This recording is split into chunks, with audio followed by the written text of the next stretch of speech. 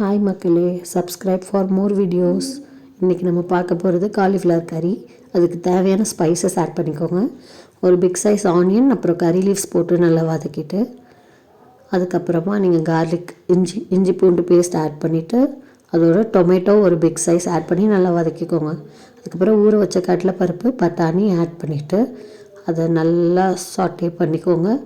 பண்ணிவிட்டு அதுக்கப்புறம் தேவையான மசாலாஸ் எல்லாமே ஆட் பண்ணிக்கோங்க. அதுக்கப்புறமா நல்லா அதை சாட்டே பண்ணிவிட்டு அதில் 1 கப் வாட்டர் ஆட் பண்ணிவிட்டு அப்புறம் சால்ட் ஆட் பண்ணிக்கோங்க. அதுக்கப்புறம் ஒரு 3 மினிட்ஸ் லிட் போட்டு க்ளோஸ் பண்ணிவிட்டு அது நல்லா கொதிக்கும் போது அதோட காலிஃப்ளவரையும் ஆட் பண்ணிக்கோங்க.